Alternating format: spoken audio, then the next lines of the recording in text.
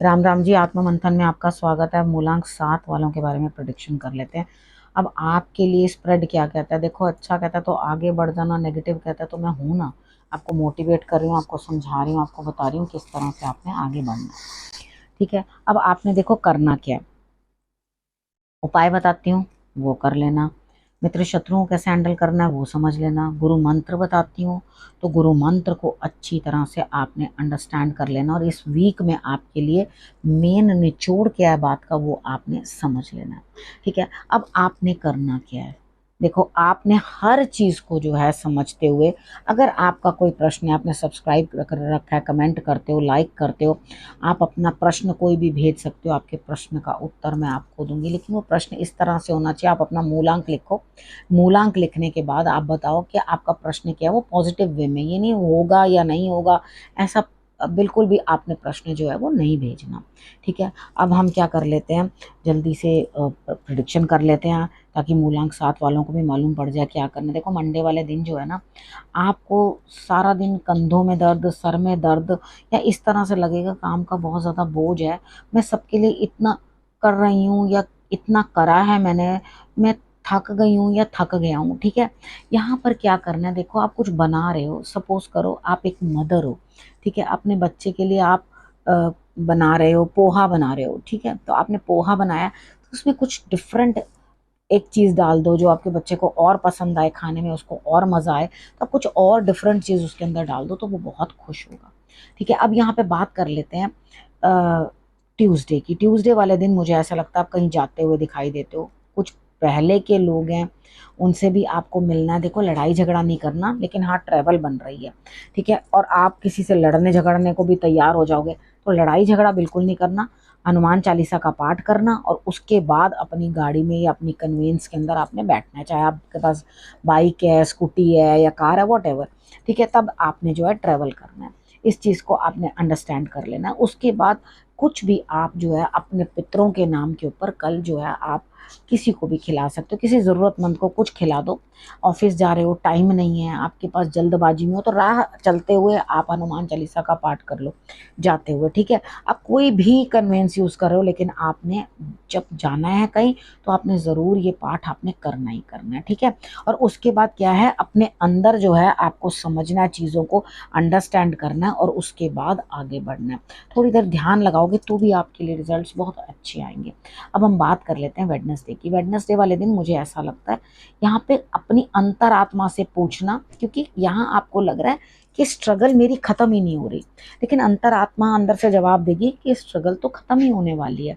यानी कि आप किसी भी एक विषय के ऊपर अगर परेशान हो, उसका रिजल्ट आपके पास नहीं निकल के आ रहा, तो आपने करना क्या है, सिर्फ मेडिटेशन करनी है, ध्यान करना है, ओम का जाप कर लेना, और बैठोगे तो आपको खुद ही अंदर से जो है चेतना आएगी कि हाँ ये मेरा कार्य जो है पूर्ण होने वाला है, मुझे घबराने की जरूरत नहीं है। ठीक है, मैंने भी आपको कह दिया तो भी आप ये चीज समझ गए हैं। ठीक है, खुद भी ध्यान करने बैठना, इस चीज के लिए आपको मैंने जो समझाया वो आपने करना। बात करते हैं थर्सडे की। थर्सडे वाले दिन मुझे ऐसा लगता है कि आप कहीं ना कहीं जो है बहुत बोझ महसूस कर रहे हो, कि बहुत बोझ है।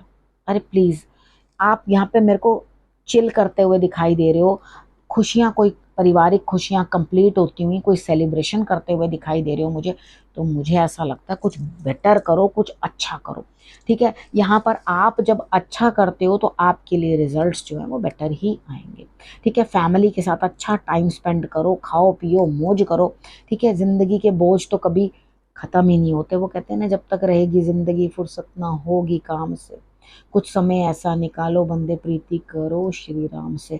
अर्थात कि आप भगवान से समय निकालकर प्रीत जरूर करिए, प्रेम जरूर करिए, नहीं तो आप तो इसी झंझट झमेले में ही लगा रहेंगे। ये जो माया है ठगनी, ये किसी को नहीं छोड़ती। ठीक है, अब बात कर लेते हैं फ्राइडे।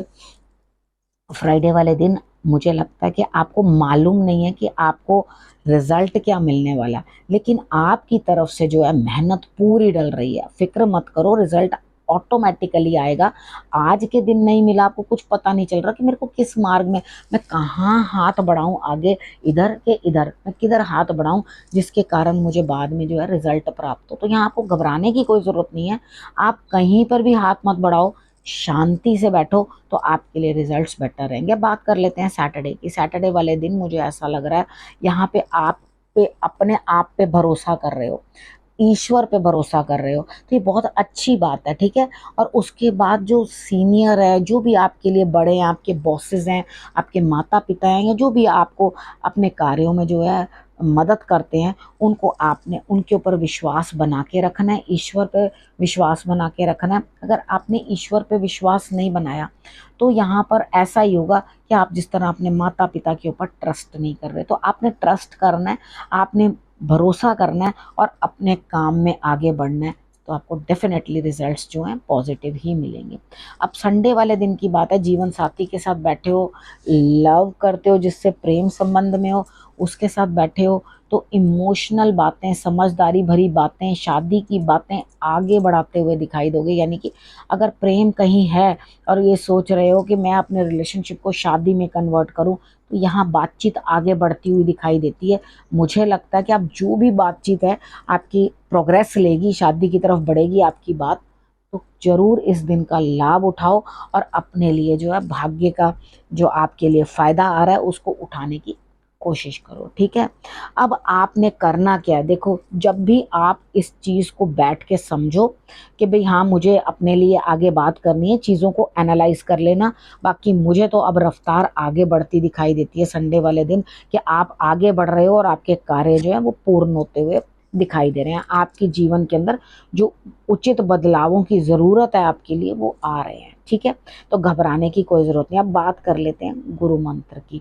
अब गुरु मंत्र में यहाँ मुझे ऐसा लगता है कि देखो, यहाँ ईश्वर क्या साइन दे रहे हैं आपके लिए, कह रहे हैं आपकी इच्छाएं तो बहुत हैं, ठीक है, बहुत सारी इच्छाएं हैं अंदर से जो पूर्ण नहीं हुई, ठीक है, बहुत सारी चीज़ों की आपको लालसा है कि मुझे ये भी प्राप्त हो, वो भी प्राप्त हो, वो भी प्राप्त हो, यानी कि बहुत सारी चीज़ें एक साथ। कितनी बार होता है ना, हम लोग बड़े खुश हो जाते हैं और ये चीज़ सोचते हैं, अरे मैं ये भी ले लूँ, अरे मैंने ऐसा भी ले लेना है, मैंने वैसे भी ले लेना है, चलो विंडो शॉपिंग ही कर लेते हैं, अभी नहीं ले पाऊँ लेकिन मैं अपने माइंड में एकदम बना लेती हूँ कि मेरे को ये चीज़ें खरीदनी है, बस पूरी लिस्ट तैयार है, बस इसके बाद मुझे अब कुछ नहीं सोचना, बस मुझे तो सब लेना ही लेना है, अब ये ले लेना है, मैंने वो ले लेना है, इस तरह से मन में चल रहा है। लेकिन मैं आपको ये समझाना चाहूँगी कि इस तरह से सिर्फ चीज़ों की खरीद फरोख्त में मत लग जाओ, ठीक है। कुछ स्पिरिचुअलिटी के लिए भी पैसा लगाओ। यानी कि जब हम अपने लिए सब कुछ, ईश्वर हमें सब कुछ देते हैं, जब हम ईश्वर के कार्यों में कुछ भी योगदान नहीं करते, तो फिर हमें उस पैसे के साथ और भी दिक्कतें जो है आनी शुरू हो जाती हैं। यानी कि हमें जो भी अपना हम अर्न करते हैं, अगर हम प्रैक्टिकली कोई चीज़ें सोच रहे हैं, तो हमें स्पिरिचुअली भी सोचना चाहिए, हमारा योगदान वहाँ भी होना चाहिए।